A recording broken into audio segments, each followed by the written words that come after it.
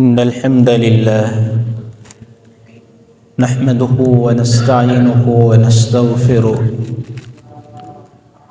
ونعوذ بالله من شرور أنفسنا وسيئات أعمالنا. من يهده الله فلا مضل له ومن يضلل فلا هادي له. أشهد أن لا إله إلا الله وحده لا شريك له وأشهد أن محمدا عبده ورسوله. أما بعد فإن أحسن الحديث كتاب الله وخير الهدي هدي محمد صلى الله عليه وسلم وشر الأمور محدثاتها وكل محدثة بدعة وكل بدعة ضلالة وكل ضلالة في النار. يا أيها الذين آمنوا اتقوا الله حق تقاته ولا تموتن إلا وأنتم مسلمون. يا أيها الذين آمنوا اتقوا الله وقولوا قولا سديدا يصلح لكم أعمالكم ويغفر لكم ذنوبكم ومن يطع الله ورسوله فقد فاز فوزا عظيما.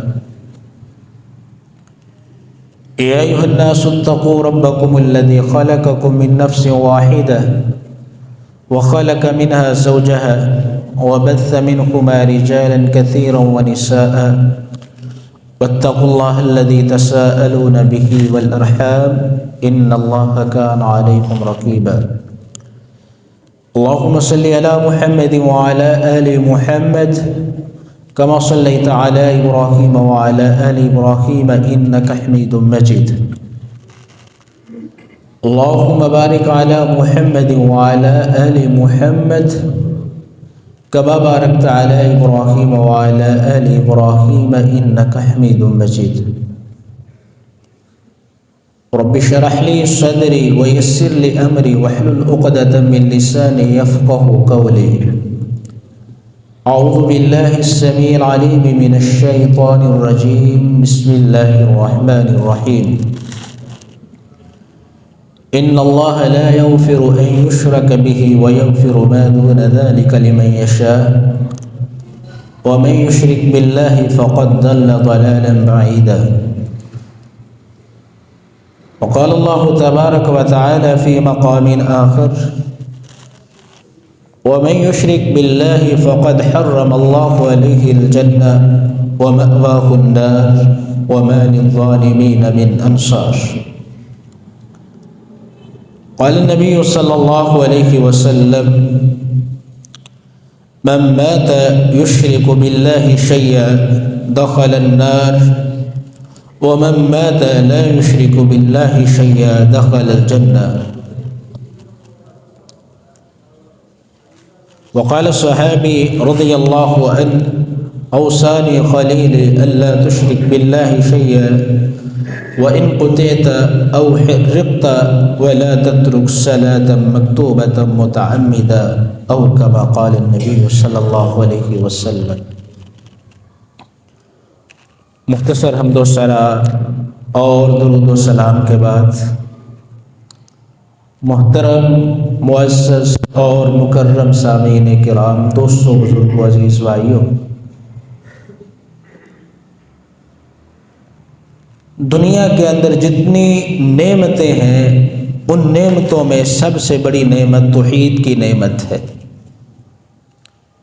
जिस आदमी को तौहीद की नेमत मिली है गोया के हर तरह की खैर उस आदमी की झोली के अंदर डाल दी गई है और दुनिया के अंदर जितनी तबाहकारियाँ हैं, जितनी आफात और मुसीबतें हैं, उन मुसीबतों में सबसे बड़ी मुसीबत अल्लाह के साथ शिर्क करना है।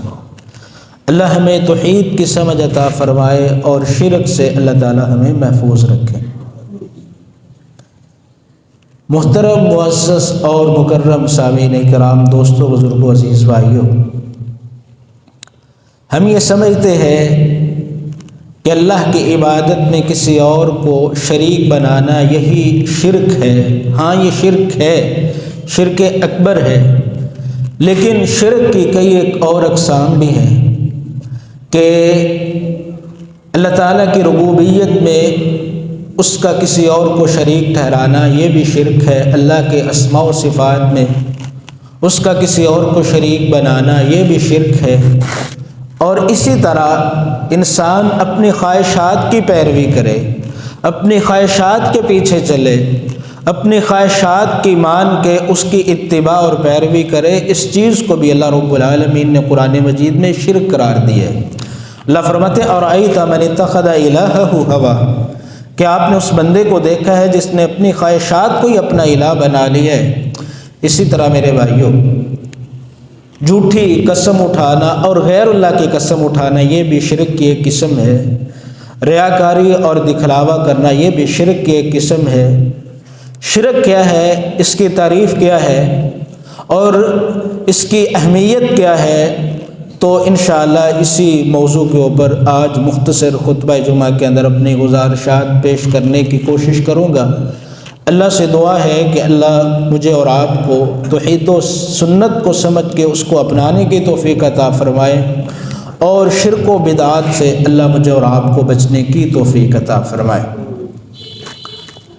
محترم اور معزز بھائیوں، شرک کی بنیاد غیر اللہ کے ساتھ ایسا تعلق ہے جو تعلق اللہ رب العالمین کے ساتھ ہونا چاہیے۔ انسان اللہ کے ساتھ ساتھ اوروں کے ساتھ بھی اپنے تعلق کو اس طرح مضبوط کر لیتا ہے، جوڑ لیتا ہے جو تعلق اللہ رب العالمین کے ساتھ ہونا چاہیے۔ اللہ تعالیٰ قرآن مجید میں ارشاد فرماتے ہیں وَمِنَ النَّاسِ مَن يَتَّخِذُ مِن دُونِ اللَّهِ أَندَادًا يُحِبُّونَهُمْ كَحُبِّ اللَّهِ، بعض لوگ ایسے ہیں جو غیر اللہ کو اللہ کا شریک بناتے ہیں، يُحِبُّونَهُمْ كَحُبِّ اللَّهِ، وہ ان سے اپنے تعلق کو اس طرح جوڑ لیتے ہیں، اس طرح غیر اللہ سے محبت کرتے ہیں كَحُبِّ اللَّهِ، جس طرح اللہ رب العالمین سے محبت کی جاتی۔ اور اللہ فرماتے ہیں وَالَّذِينَ آمَنُوا أَشَدُّ حُبًّا لِلَّهِ، لیکن جو اہل ایمان ہے وہ سب سے زیادہ محبت اللہ رب العالمین سے کرنے والے ہوتے ہیں۔ اور دوسری چیز یہ ہے کہ جو توحید ہے وہ غیر اللہ کی عبادت کی نفی کا نام ہے، اور اللہ رب العالمین نے انہی دو بنیادی مقاصد کے لیے، ایک یہ ہے کہ اپنے تعلق کو اللہ رب العالمین کے ساتھ مضبوط کیا جائے، اور دوسرا یہ ہے کہ عبادت صرف اور صرف اللہ رب العالمین کی ہونی چاہیے۔ ان دو بنیادی مقاصد کے لیے اللہ تعالیٰ نے انبیاء اور رسل کا سلسلہ جاری فرمایا۔ اللہ تعالیٰ انبیاء و رسل کی بعثت کا مقصد بیان کرتے ہوئے قرآن مجید کے اندر اس بات کو بیان فرماتے ہیں وَلَقَدْ بَعَثْنَا فِي كُلِّ أُمَّةٍ رَسُولًا أَنِ اعْبُدُوا اللَّهَ وَاجْتَنِبُوا الطَّاغُوتَ، اللہ فرماتے ہیں ہم نے ہر امت کے اندر ایک نبی اور رسول کو مبعوث فرمایا، اس رسول نے آ کے اپنی امت کو پیغام کیا دیا، اللہ رب العالمین کی دعوت لوگوں تک کیا پہنچائی، ان اعبدوا اللہ، کہ لوگوں تم نے ایک اللہ کی عبادت کرنی ہے، اور دوسرا پیغام یہ تھا واجتنبوا الطاغوت، اور طاغوت کی عبادت سے بچنا ہے۔ طاغوت اس کا مطلب اور مفہوم کیا ہے؟ بعض اہل علم کہتے ہیں طاغوت جنوں کو کہا جاتا ہے، بعض کہتے ہیں طاغوت شیاطین کا نام ہے، لیکن امام ابن قیم رحمہ اللہ فرماتے ہیں ہر وہ چیز جس کی اللہ کے علاوہ عبادت کی جائے اس کو طاغوت کہا جاتا ہے۔ تو اللہ فرماتے ہیں کہ تم نے ایک اللہ کی عبادت کرنی ہے اور طاغوت کی عبادت سے بچنا ہے۔ یہ دو بنیادی مقاصد تھے جن بنیادی مقاصد کے لیے اللہ تعالیٰ نے رسولوں کی بعثت فرمائی۔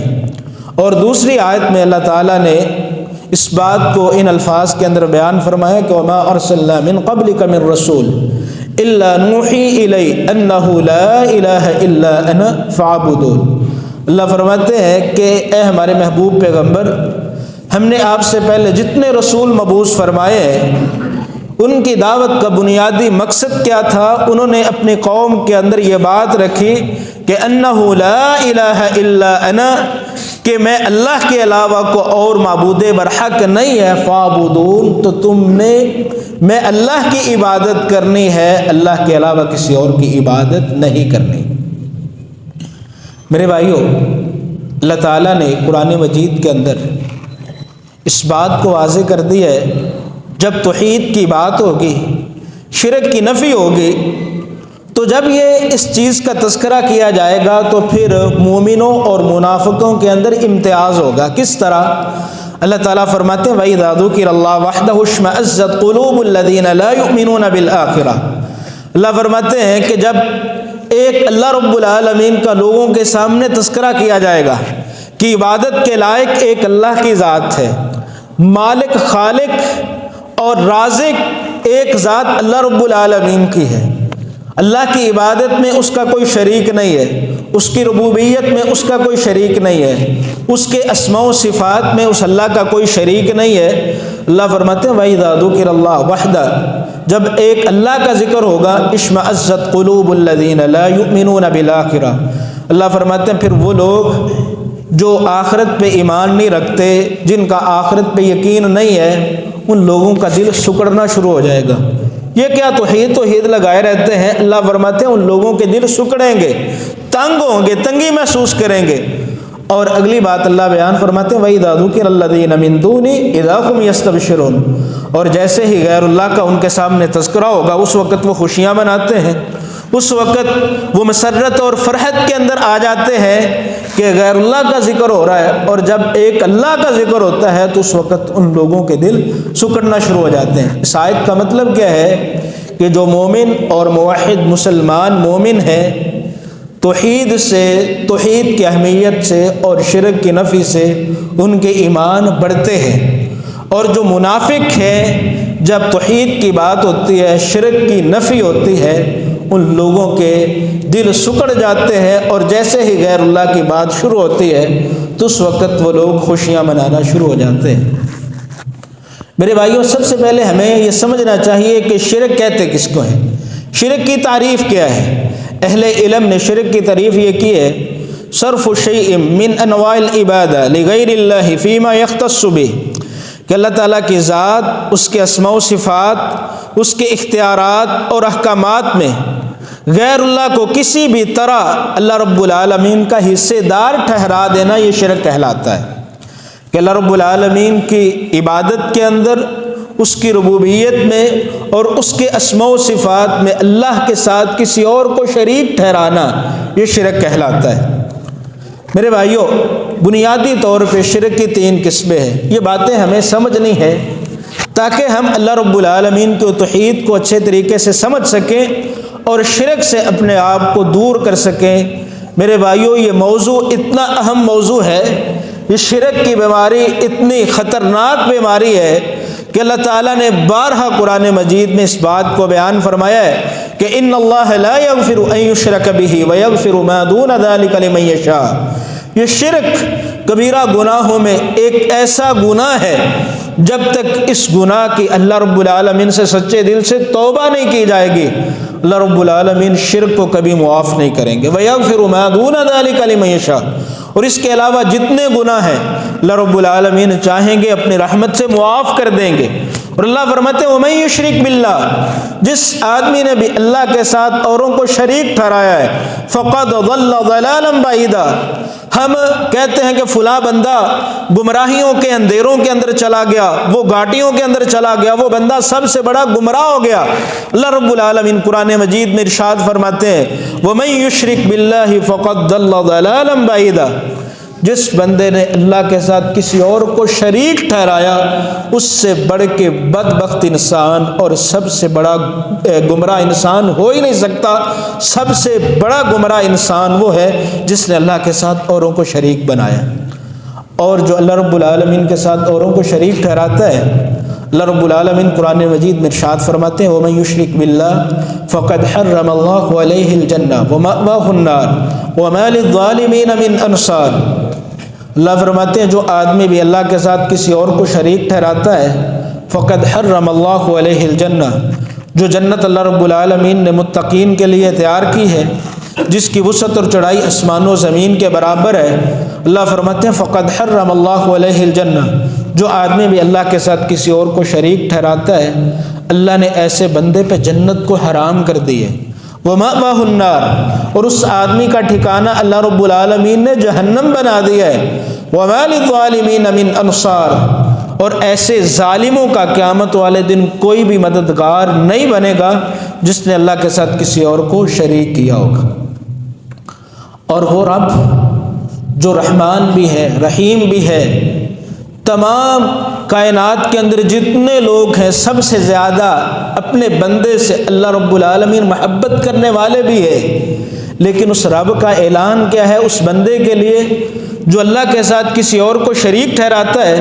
اللہ فرماتے ہیں وَمَن يُشْرِكْ بِاللَّهِ فَكَأَنَّمَا خَرَّ مِنَ السَّمَاءِ فَتَخْطَفُهُ الطَّيْرُ أَوْ تَهْوِي بِهِ الرِّيحُ فِي مَكَانٍ سَحِيقٍ۔ اللہ فرماتے ہیں جو آدمی بھی اللہ کے ساتھ کسی اور کو شریک ٹھہراتا ہے اس آدمی کو آسمان سے پٹک دیا جائے، او تہوی بہ الریح، یا تیز آندھی آئے، وہ آندھی اس کو دور دراز علاقے کے اندر جا کے پھینک دے، وہ آدمی ہلاک ہو جائے، تباہ و برباد ہو جائے، اس بندے کی اللہ کو کوئی فکر نہیں ہے جو آدمی اللہ کے ساتھ اوروں کو شریک ٹھہراتا ہے۔ میرے بھائیوں، ہمیں ہمیشہ اللہ رب العالمین سے یہ دعا کرنی چاہیے کہ اللہ ہمیں توحید کی صحیح سمجھ عطا فرما دے اور اللہ ہمیں شرک سے بچنے کی توفیق عطا فرما دے۔ تو شرک کی پہلی بنیادی قسم یہ ہے کہ شرک فی الذات، اللہ رب العالمین کی ذات میں کسی اور کو اللہ کا شریک ٹھہرانا ہے۔ یعنی جس طرح اللہ رب العالمین خالق مالک ہے، اللہ رب العالمین الہ ہے، تو بعض لوگ اللہ کی ذات میں اوروں کو شریک بناتے ہیں۔ اللہ تعالیٰ نے یہودیوں اور عیسائیوں کا تذکرہ قرآن مجید میں کیا ہے، وقالت الیہود عزیر ابن اللہ وقالت النصارى المسیح ابن اللہ۔ یہودی عزیر کو اللہ رب العالمین کا بیٹا مانتے ہیں، اور عیسائی وہ عیسیٰ علیہ السلام کو اللہ رب العالمین کا بیٹا مانتے کہ وہ اللہ رب العالمین کی ذات سے پیدا ہوئے ہیں۔ اور اسی طرح اللہ تعالیٰ فرماتے ہیں لقد کفر الذین قالوا ان اللہ هو المسیح ابن مریم۔ بعض عیسائی ایسے تھے، عیسائیوں کا ایک گروہ ایسا ہے کہ جنہوں نے یہ کہا ان اللہ هو المسیح ابن مریم، کہ اللہ رب العالمین حقیقت کے اندر عیسیٰ ابن مریم ہے، یعنی عیسیٰ ابن مریم کو ہی الہ بنا دیا۔ اللہ کی ذات میں یہ شرک کیا ہے کہ اللہ کی جگہ پہ عیسیٰ علیہ السلام کو اپنا الہ بنا لیا۔ اور عیسائیوں کا ایک گروہ وہ ہے جن کا عقیدہ تثلیث ہے کہ وہ کہتے ہیں تین ملیں تو الہ بنتا ہے۔ اللہ فرماتے ہیں لقد کفر الذین قالوا ان اللہ ثالث ثلاثہ، کہ ان عیسائیوں نے بھی اللہ کے ساتھ کفر کیا جنہوں نے کہا کہ ان اللہ ثالث ثلاثہ، کہ اللہ تین میں سے تیسرا ہے۔ وہ کہتے ہیں کہ عیسیٰ، مریم اور اللہ یہ تین مل کے الہ بنتے ہیں۔ بعض عیسیٰ اللہ رب العالمین کو اور سیدنا جبرائیل علیہ السلام کو ملا کے وہ کہتے ہیں یہ تین الہ بنتے ہیں، یہ اللہ رب العالمین کی ذات کے اندر شرک ہے۔ اور ہمارے بعض لوگ وہ سیدنا علی رضی اللہ عنہ کے متعلق یہ عقیدہ رکھتے ہیں کہ نعوذ باللہ کہ وہی الہ ہے، اور بعض رسول اللہ صلی اللہ علیہ وسلم کے متعلق یہ عقیدہ رکھتے ہیں کہ حقیقت میں اللہ کے رسول ہی وہ اللہ رب العالمین ہیں۔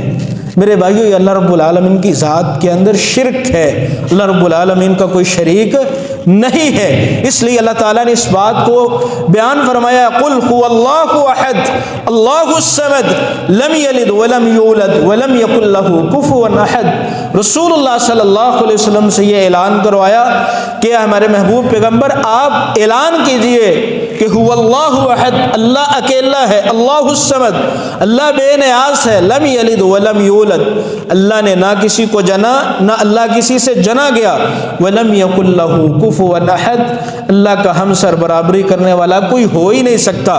لیس کمثلہ شیء، اللہ فرماتے ہیں اللہ کے مثل کوئی چیز ہو ہی نہیں سکتی۔ وہو السمیع البصیر، اللہ خوب سننے والے دیکھنے والے ہیں۔ تو شرک کی پہلی قسم یہ ہے کہ اللہ کی ذات میں کسی اور کو اللہ کا شریک بنا دیا جائے۔ دوسرا یہ ہے کہ اللہ تعالیٰ کے اسماء و صفات میں اس کا کوئی شریک بنایا جائے۔ اللہ تعالیٰ قرآن مجید میں اس بات کو بیان فرماتے ہیں لیس کمثلہ شیء، اللہ کی مثل کوئی چیز نہیں ہے۔ وہو السمیع البصیر، اللہ بخوبی سننے والے اور بخوبی دیکھنے والے ہیں۔ میرے بھائیو، اس بات کو تھوڑا سا سمجھنے کی ضرورت ہے کہ اللہ تعالیٰ نے شروع کے اندر اس آیت میں اس بات کو بیان فرمایا کہ اللہ کی مثل کوئی چیز نہیں ہے، اور آیت کے دوسرے حصے میں اللہ تعالیٰ نے اس بات کو بیان فرمایا کہ اللہ رب العالمین بخوبی سننے والے اور بخوبی دیکھنے والے ہیں۔ اب دیکھیے میں اور آپ بھی سنتے ہیں، میں اور آپ بھی دیکھتے ہیں۔ اب اللہ رب العالمین نے آیت کے شروع میں بیان فرمایا کہ اللہ کے مثل کوئی چیز نہیں ہے، اور آیت کے دوسرے حصے میں بیان فرمایا کہ اللہ رب العالمین سننے والے بھی ہیں اور دیکھنے والے بھی ہیں۔ اس کا مطلب کیا ہے میرے بھائیو؟ توحید اسماء و صفات یہ ہے کہ اللہ رب العالمین کے جتنے نام ہیں، جتنی صفات ہیں، وہ قرآن مجید کے اندر آ گئی ہیں یا رسول اللہ صلی اللہ علیہ وسلم نے بیان کر دی ہیں۔ ان اللہ رب العالمین کے ناموں کو، صفات کو اللہ کے لیے ثابت کیا جائے، اور ان ناموں میں کسی قسم کی تشبیہ، تمثیل، تحریف، تعطیل اور تمثیل نہیں ہونی چاہیے۔ کیا مطلب ہے کہ اللہ رب العالمین سنتے ہیں، میرے بھائیوں میں اور آپ بھی سنتے ہیں۔ اللہ رب العالمین دیکھتے ہیں، میں اور آپ بھی دیکھتے ہیں۔ کیا نعوذ باللہ اللہ رب العالمین کا سننا میرے اور آپ کے سننے کی طرح ہے؟ اللہ رب العالمین کا دیکھنا میرے اور آپ کے دیکھنے کی طرح ہے؟ اللہ رب العالمین علیم ہے، علم والے ہیں، کیا میرا اور آپ کا علم اللہ کے علم کے برابر ہے؟ اللہ رب العالمین کے ہاتھ ہیں، میرے اور آپ کے ہاتھ ہیں، مخلوق کے ہاتھ ہیں، تو کیا اللہ کے ہاتھ میرے اور آپ کے ہاتھوں کی طرح ہے؟ نہیں میرے بھائیوں، اس کا مطلب کیا ہے کہ اللہ رب العالمین سنتے ہیں اس طرح جس طرح اللہ کی شان اور عظمت کے لائق ہے۔ اللہ رب العالمین دیکھتے ہیں اس طرح جس طرح اللہ رب العالمین کی شان اور عظمت کے لائق ہے۔ اللہ کی جب صفات کو بیان کیا جائے گا تو ان صفات کو مخلوق کی صفات کے ساتھ تشبیہ نہیں دی جائے گی۔ ہاں، ہمارا یہ عقیدہ ہے، ہم اللہ رب العالمین کی صفات کو اللہ کے لیے ثابت کرتے ہیں، لیکن ان صفات کو مخلوق کی صفات کے ساتھ تشبیہ نہیں دیتے۔ ہم یہ کہتے ہیں کہ اللہ رب العالمین کے ہاتھ ہیں اس طرح جس طرح اللہ رب العالمین کی شان اور عظمت کے لائق ہے۔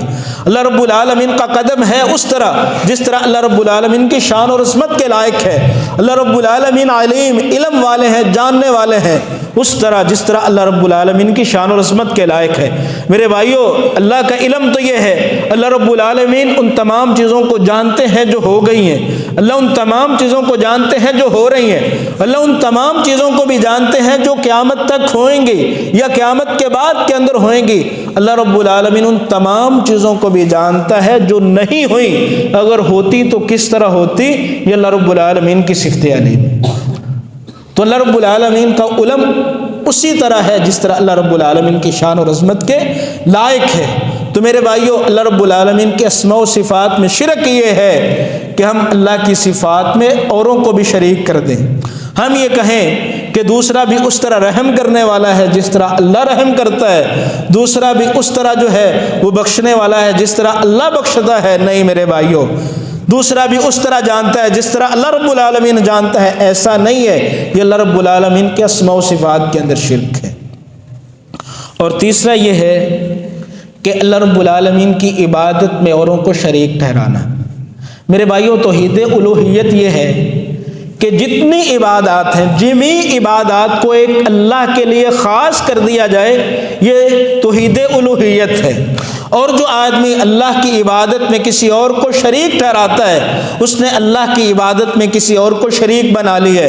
اللہ تعالیٰ قرآن مجید میں اس بات کو بیان فرماتے ہیں، وَاعْبُدُوا اللَّهَ وَلَا تُشْرِكُوا بِهِ شَيْئًا، لوگوں ایک اللہ کی عبادت کرو، اللہ کی عبادت میں کسی اور کو اس کا شریک نہ بناؤ۔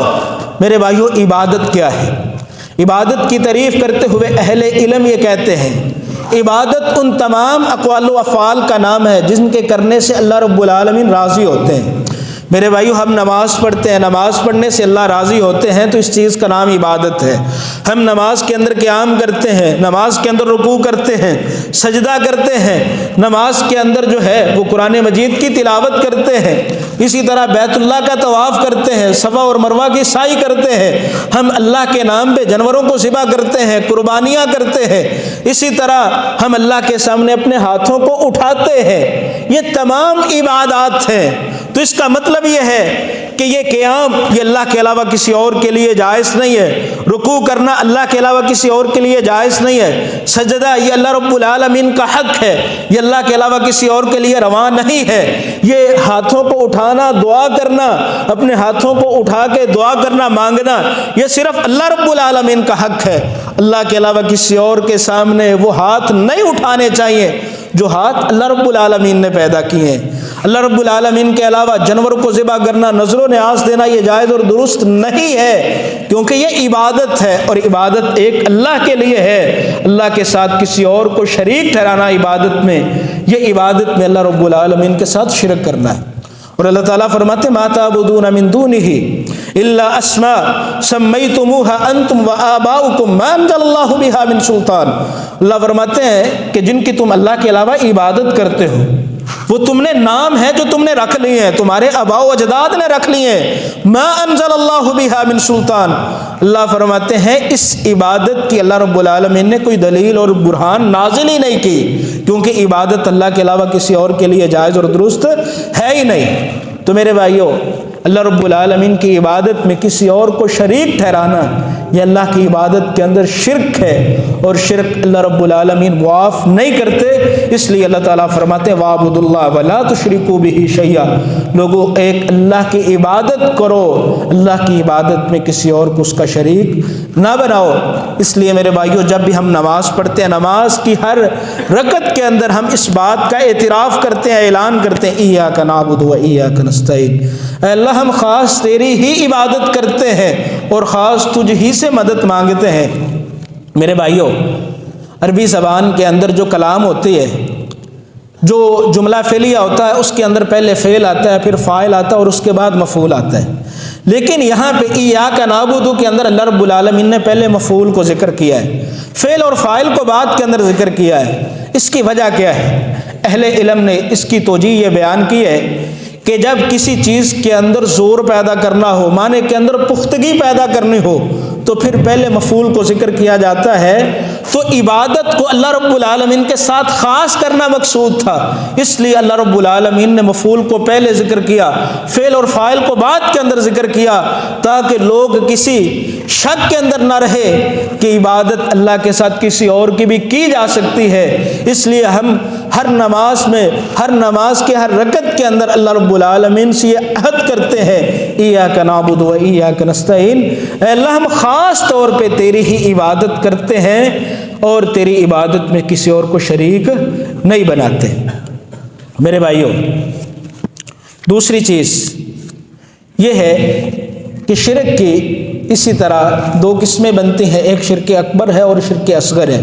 شرک اکبر کی یہ تین قسمیں ہیں کہ اللہ رب العالمین کی ذات میں کسی اور کو شریک ٹھہرایا جائے۔ شرک اکبر کی دوسری قسم یہ ہے کہ اللہ رب العالمین کے اسماء و صفات میں کسی اور کو شریک بنایا جائے، اور تیسرا یہ ہے کہ اللہ رب العالمین کی عبادت میں اس کا کسی اور کو شریک بنایا جائے۔ اور شرک کی دوسری قسم شرک اصغر ہے۔ شرک اصغر، اس کا مفہوم یہ ہے کہ ایسا وسیلہ یا قولی، فعلی اور قلبی امور جو آدمی کو شرک اکبر تک پہنچا دیتے ہیں ان کو شرک اصغر کہا جاتا ہے۔ اب قولی شرک کیا ہے؟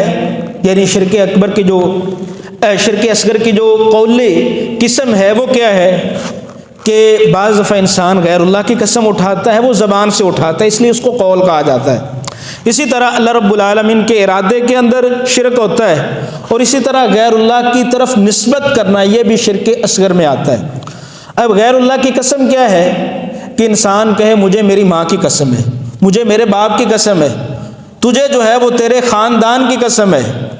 تو یہ جو غیر اللہ کی قسم ہے یہ اللہ رب العالمین کے ساتھ شرک ہے۔ نبی علیہ الصلوۃ والسلام کا ارشاد گرامی ہے من حلف بغیر اللہ فقد اشرک، جس آدمی نے غیر اللہ کی قسم اٹھائی اس آدمی نے اللہ کے ساتھ شرک کیا۔ لیکن ہمارے ہاں یہ بات مشہور ہے، معروف ہے، ہم عمومی طور پہ کہہ دیتے ہیں مجھے میری ماں کی قسم ہے، یا ہم دوسرے بندے کو قسم دیتے ہوئے کہتے ہیں تجھے تیری ماں کی قسم ہے۔ میرے بھائیوں، غیر اللہ کی قسم اٹھانا، نبی علیہ الصلوۃ والسلام ارشاد فرماتے من حلف بغیر اللہ فقد اشرک، جس آدمی نے غیر اللہ کی قسم اٹھائی گویا کہ اس آدمی نے اللہ کے ساتھ شرک کیا۔ اب نبی علیہ الصلوۃ والسلام کا ارشاد گرامی ہے، آپ علیہ الصلوۃ والسلام نے ارشاد فرمایا ان اللہ ینہاکم ان تحلفوا بآبائکم من کان حالفا فلیحلف باللہ او لیصمت، اور دوسری روایت کے الفاظ ہیں او لیسکت۔ آپ علیہ الصلوۃ والسلام نے فرمایا اللہ رب العالمین تمہیں اس بات سے منع کرتے ہیں کہ تم اپنے آباء و اجداد کی قسمیں اٹھاؤ۔ جاہلیت کے اندر لوگ ایسے کرتے تھے، اپنے آباء و اجداد کی قسمیں اٹھاتے تھے۔ نبی علیہ الصلوۃ والسلام نے فرمایا اللہ رب العالمین تمہارے آباء و اجداد کی قسمیں اٹھانے سے منع کرتے ہیں۔ پھر نبی علیہ الصلوۃ والسلام نے ارشاد فرمایا من کان حالفا فلیحلف باللہ او لیصمت، جس آدمی کو قسم اٹھانا پڑ جائے فلیحلف باللہ او لیصمت، اس آدمی کو چاہیے کہ اللہ کے نام کی قسم اٹھائے یا وہ آدمی خاموش رہے، اللہ کے علاوہ کسی اور کی قسم نہ اٹھائے۔ لیکن یہاں پہ یہ مسئلہ ہے کہ کیا قرآن مجید کی قسم اٹھائی جا سکتی ہے کہ نہیں؟ پہلی بات تو یہ ہے کہ بعض اہل علم کا یہ موقف ہے کہ اللہ رب العالمین کے نام کی صرف اللہ کی قسم اٹھائی جائے، کیونکہ نبی علیہ الصلوۃ والسلام کا جو ارشاد گرامی ہے من کان حالفا فلیحلف باللہ، جو آدمی بھی قسم اٹھانے والا ہے اسے چاہیے کہ وہ اللہ کی قسم اٹھائے، یعنی اللہ کا نام لے کے اللہ کی قسم اٹھائے، یا وہ آدمی خاموش رہے۔ لیکن بعض اہل علم یہ کہتے ہیں کہ اللہ کی جتنی صفات ہیں، یہ لفظ اللہ رب العالمین کا ذاتی نام ہے، اور اللہ کے جتنے صفاتی نام ہیں ان ناموں کی قسمیں اٹھائی جا سکتی ہیں۔ اور قرآن مجید یہ مخلوق نہیں ہے، قرآن مجید یہ اللہ رب العالمین کا کلام ہے، اور جو اللہ رب العالمین کا کلام ہے وہ اللہ رب العالمین کی صفت ہے۔ جس طرح اللہ تعالیٰ قرآن مجید میں ارشاد فرماتے ہیں وَكَلَّمَ اللَّهُ مُوسَىٰ تَكْلِيمًا، اللہ رب العالمین نے موسیٰ علیہ السلام سے کلام کیا۔ تو اللہ رب العالمین کا کلام یہ اللہ رب العالمین کی ذاتی صفت بھی ہے اور فعلی صفت بھی ہے، اور قرآن مجید اس سے اللہ رب العالمین نے کلام کیا ہے۔ جس طرح اللہ رب العالمین نے مجھے اور آپ کو پیدا کیا ہے، آسمان و زمین کو پیدا کیا ہے، قرآن مجید کو اللہ رب العالمین نے پیدا نہیں کیا۔ قرآن مجید یہ اللہ رب العالمین کا کلام ہے، اللہ رب العالمین کی مخلوق نہیں ہے، اور جو اللہ کا کلام ہے وہ اللہ کی صفت ہے۔ تو اللہ کی صفت کی قسم اٹھانا گویا کہ اللہ رب العالمین کے نام کی قسم اٹھانا ہے۔ لیکن پھر بھی احتیاط اسی چیز کے اندر ہے کہ جس آدمی کو قسم اٹھانی پڑ جائے وہ اللہ رب العالمین کے نام لفظ اللہ کی قسم اٹھائے، بہتر افضل یہ ہے یا وہ آدمی خاموش رہے۔ لیکن بعض اہل علم اس وجہ سے اجازت دیتے ہیں کہ قرآن مجید یہ مخلوق نہیں ہے، مخلوق کی قسم اٹھانے سے منع ہے، یہ اللہ کی صفت ہے، قسم اٹھائی جا سکتی ہے۔ لیکن احتیاط کا پہلو پھر بھی یہ ہے کہ قسم اللہ رب العالمین کے نام لفظ اللہ کی ہی اٹھائی جائے۔ اور دوسرا یہ ہے کہ شرک اصغر کی دوسری قسم یہ ہے کہ نبی علیہ الصلوۃ والسلام نے ارشاد فرمایا لا تقولوا ما شاء اللہ وشاء فلان، تم یہ نہ کہو جو اللہ چاہے اور فلاں چاہے، اس طرح بھی نہیں کہنا چاہیے۔ ہاں اگر کہنا پڑ جائے تو پھر یہ کہو ما شاء اللہ ثم شاء فلان، جو اللہ چاہے پھر جو فلاں چاہے۔ یہ نہیں کہنا چاہیے جو اللہ چاہے اور فلاں چاہے، یعنی اللہ رب العالمین کے مشیت اور ارادے کے اندر کسی اور کو شامل نہیں کرنا چاہیے۔ اور تیسرا یہ ہے کہ غیر اللہ کی طرف نسبت کر کے اپنے نام نہیں رکھنے چاہیے۔ سیدنا صدیق اکبر رضی اللہ عنہ، ان کا نام اسلام لانے سے پہلے عبد الکعبہ تھا۔ عبد الکعبہ کا مطلب یہ بنتا ہے کعبہ کا بندہ، غیر اللہ کی طرف نسبت تھی کہ بندہ کس کا ہے؟ کعبہ کا۔ نبی علیہ الصلوۃ والسلام نے سیدنا صدیق اکبر رضی اللہ عنہ کا نام عبد الکعبہ سے تبدیل کر کے عبداللہ رکھ دیا۔ ہمارے ہاں بعض لوگ اس طرح نام رکھتے ہیں یہ جو پیراں دیتا ہے، یعنی نعوذ باللہ بیٹا اللہ رب العالمین نے دیا ہے تو اس کی نسبت کیا کر دیتے ہیں، یہ پیراں دیتا ہے، فلاں پیر نے دیا ہے۔ تو یہ بیٹے کی نسبت غیر اللہ کی طرف کرنا یہ جائز اور درست نہیں ہے۔ ہاں اگر وہی بیٹا فوت ہو جائے تو پھر فوتگی کی نسبت کس کی طرف کرتے ہیں؟ اللہ نے دیتا تھی، اللہ ہی لے گیا ہمیں۔ اور جب بیٹا پیدا ہو جائے اس کی نسبت جو ہے وہ پیروں کی طرف کر دی جاتی ہے کہ یہ پیراں دیتا ہے۔ یہ اس طرح غیر اللہ کی طرف نسبت کرنا یہ جائز اور درست نہیں ہے۔ اور اس کے بعد ہے فعل شرک۔ وقت ختم ہو رہا ہے لیکن میں انشاءاللہ اختصار کے ساتھ اس چیز کو بیان کر دوں گا، کیونکہ ہم میں سے بعض لوگ جو ہے ان افعال کے اندر جو ہے وہ شریک ہیں، وہ ایسا کرتے ہیں۔ وہ کیا ہے کہ کسی مصیبت اور تکلیف کو دور کرنے کے لیے ہاتھ کے اندر کڑا باندھ لیا جائے یا دھاگا باندھ لیا جائے۔ نبی علیہ الصلوۃ والسلام کو ایک بندہ ملا تو اس آدمی نے ہاتھ کے اندر ایک دھاگا باندھا ہوا تھا۔ نبی علیہ الصلوۃ والسلام نے پوچھا یہ کس لیے باندھا ہے؟ کہتا ہے اللہ کے رسول صلی اللہ علیہ وسلم یہ تکلیف کو دور کرنے کے لیے۔ آپ علیہ الصلوۃ والسلام نے فرمایا یہ تیری تکلیف کو دور نہیں کرے گا بلکہ زیادہ کر دے گا، تیری تکلیف کو اور بڑھا دے گا۔